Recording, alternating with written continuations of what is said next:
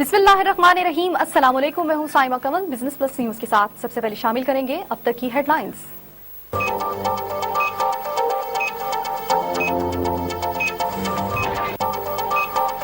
Hub canal पर picnic के लिए जाने वाले 6 नौजवान नहाते हुए डूब गए। रेस्क्यू जराये के मुताबिक 3 तलबा हलाक हुए हैं, जबकि 3 की हालत तशवीशनाक है। इस्लामाबाद के इलाके चक शहजाद में 18 साल नौजवान ने तालीमी कारकर्दगी मायूस कौन होने के बायस खुदकुशी कर ली। वफाकी वजीर दाखिला रहमान मलिक का कहना है कि पाकिस्तान दहशतगर्दी के खिलाफ होने वाली जंग से मुतासिर है, अवाम ड्रोन हमले कबूल नहीं करेंगे। वजीर आला सिंध ने डॉक्टर आफ्ताब कुरैशी के कत्ल की तहकीकात का हुक्म दे दिया। DIG पुलिस हैदराबाद से रिपोर्ट भी तलब कर ली गई। महकमा तालीम पंजाब का तमाम सरकारी स्कूलों में मौसम गर्मा की तातीलात 1 जून से 23 अगस्त तक करने का फैसला। निजी स्कूलों ने फैसला मानने से इनकार कर दिया। फैसलाबाद में देरीना दुश्मनी की बिना पर फायरिंग का वाकया, 5 खवातीन समेत 7 अफराद कत्ल, 4 शदीद जख्मी। मानसेहरा में नामालूम अफराद की जिरगे पर फायरिंग से 3 भाइयों समेत 4 अफराद लुक़मा अजल बन गए। और इटली के शुमाली इलाकों में शदीद ज़लज़ले के झटके, 17 अफराद जहां बहक हो गए, जबकि लाखों अफराद अपने घरों से महरूम हो गए।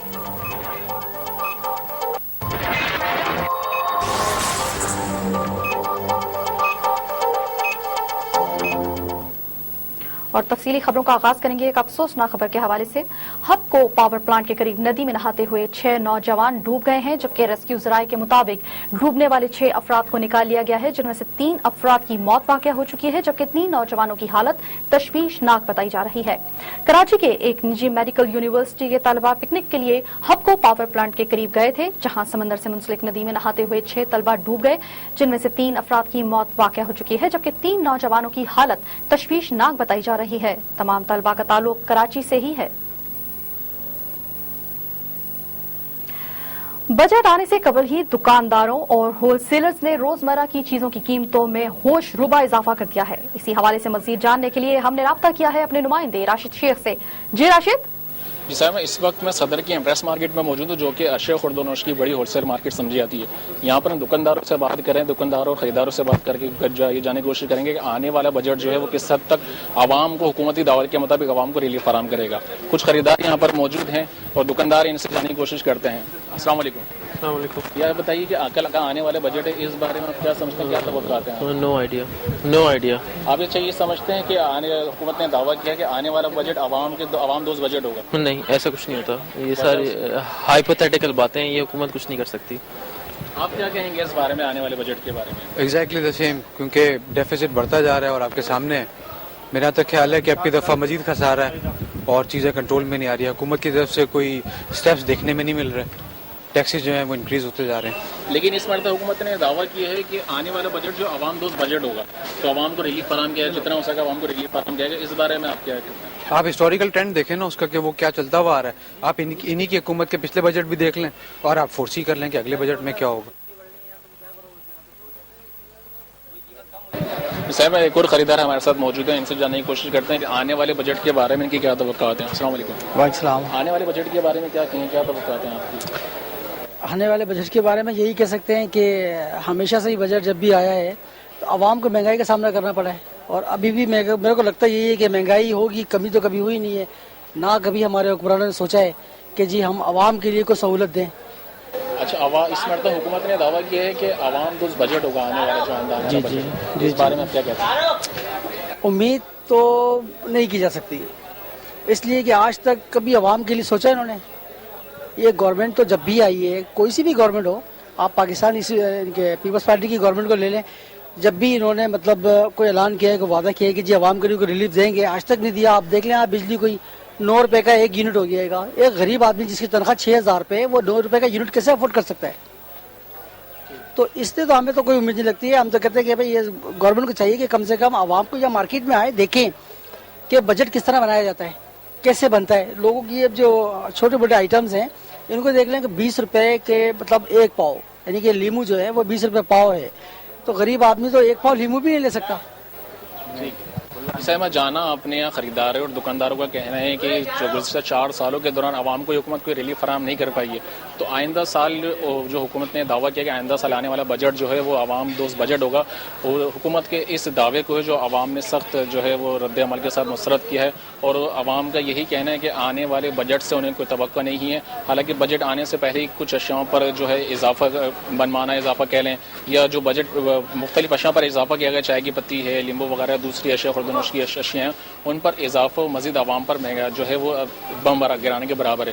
تو لہٰذا عوام نے حکومت کے اس دعوے کو بالکل مسترد کر دیا ہے کہ آنے والا بجٹ جو ہے عوام دوست بجٹ ہوگا۔ جی بہت شکریہ راشد شیخ۔ ہمارے نمائندے راشد شیخ ہمیں بتا رہے تھے بجٹ سے پیدا ہونے پہلے آنے والی ہوش ربا مہنگائی کے حوالے سے۔ خبروں کے سلسلے کو ایک دفعہ پھر آگے بڑھائیں گے۔ پنجاب حکومت نے گرمیوں کی چھٹیاں 1 جون سے عید الفطر تک کرنے کا اعلان کر دیا ہے۔ ترجمان محکمہ تعلیم پنجاب کے مطابق آئندہ 1 روز بعد بند ہونے والے اسکول اب عید الفطر کے بعد ہی کھلیں گے، جبکہ محکمہ تعلیم کی طرف سے جاری ہونے والے ایک بیان کے مطابق پنجاب میں اسکولز اور کالجز 1 جون سے 23 اگست تک بند رہیں گے۔ واضح رہے کہ پہلے محکمہ تعلیم کی طرف سے گرمیوں کی چھٹیاں 14 اگست تک کی گئی تھیں۔ وفاقی وزیر داخلہ رحمان ملک نے کہا ہے کہ عام انتخابات اپنے مقررہ وقت پر ہی ہوں گے، جبکہ کچھ عناصر ملک اور قوم کو غیر مستحکم کرنا چاہتے ہیں۔ برطانیہ سے واپسی کے بعد کراچی ایئرپورٹ پر صحافیوں کے سوالات کے جوابات دیتے ہوئے وفاقی وزیر داخلہ رحمان ملک کا کہنا تھا کہ پاکستانی عوام ڈرون حملے قبول نہیں کریں گے۔ ان کا مزید کہنا تھا کہ امیگریشن ایکٹ کی خلاف ورزی کو کسی صورت میں قبول نہیں کیا جائے گا۔ پاکستان دہشت گردی کے خلاف ہونے والی جنگ سے متاثر ہے۔ ان کا مزید کہنا تھا کہ MQM کے قائد الطاف حسین سے لندن میں تفصیلی گفتگو ہوئی ہے، جس میں انہوں نے کہا ہے کہ پاکستان کے لیے سب کو مل کر کام کرنا چاہیے۔ رحمان ملک کا مزید کہنا تھا کہ لیاری میں جلسے کے لیے اجازت ضروری ہے۔ جلسہ اور ریلیوں کی اجازت کا مقصد سیکیورٹی فراہم کرنا ہے۔ ان کا مزید کہنا تھا کہ عوام سندھ کی تقسیم نہیں چاہتے۔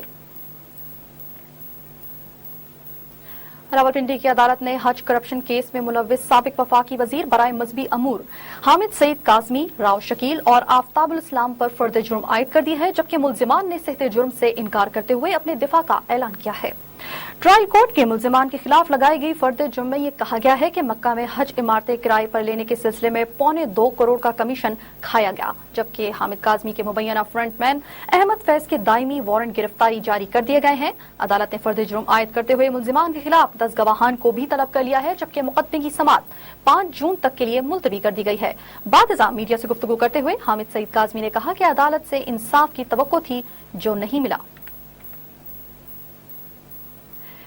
سپریم کورٹ نے وزیر داخلہ رحمان ملک کی طرف سے برطانیہ کی شہریت چھوڑنے کے لیے جمع کرائی گئی دستاویزات کو مسترد کر دیا ہے، جبکہ سپریم کورٹ کا 3 رکنی بینچ دوہری شہریت کے مقدمے کی سماعت کر رہا تھا، جس کے دوران وزیر داخلہ رحمان ملک کے وکیل اظہر چودھری نے اپنے موکل کی طرف سے برطانوی شہریت چھوڑے جانے کے خط والی دستاویزات پیش کی تو عدالت نے اسے یکسر مسترد کر دیا۔ عدالت نے کہا کہ اس خط میں ڈکلیریشن منسلک ہونے کا ذکر ہے، وہ ڈکلیریشن نہیں دی گئی، جبکہ سماعت کے دوران چیف جسٹس کا کہنا تھا کہ پارلیمنٹ میں دوہری شہریت رکھنے والوں کی تعداد زیادہ نہیں ہے۔ عدالت نے سماعت 4 جون تک کے لیے ملتوی کرتے ہوئے رحمان ملک اور دیگر 2 اراکین قومی اسمبلی کو حتمی دستاویزات پیش کرنے کا حکم دیا ہے، جسے جمع نہ کرائے جانے کی صورت میں رکنیت معطل بھی کی جا سکتی ہے۔ کراچی کے علاقے فیڈرل بی ایریا بلاک 17 پہ سول جج کی گاڑی پر فائرنگ کی گئی ہے، جس کے نتیجے میں وہ شدید زخمی ہو گئے ہیں، جبکہ اطلاعات کے مطابق واقعہ واٹر پمپ کے قریب پیش آیا جب سول جج سید ظہیر احمد کی گاڑی پر نامعلوم موٹر سائیکل سواروں نے اندھا دھند فائرنگ کر دی۔ فائرنگ کے نتیجے میں سول جج شدید زخمی ہو گئے، جنہیں عباسی شہید ہاسپٹل منتقل کیا گیا، جبکہ دوسری جانب کراچی کے مختلف علاقوں میں فائرنگ کے مختلف واقعات میں 4 افراد لقمہ اجل بن گئے ہیں۔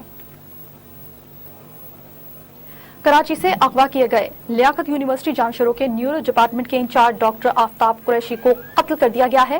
اغوا کاروں سے فائرنگ کے تبادلے میں ایک پولیس اہلکار اور ایک اغوا کار بھی ہلاک ہوا ہے، جبکہ خاتون سمیت 2 اغوا کاروں کو گرفتار کر لیا گیا ہے۔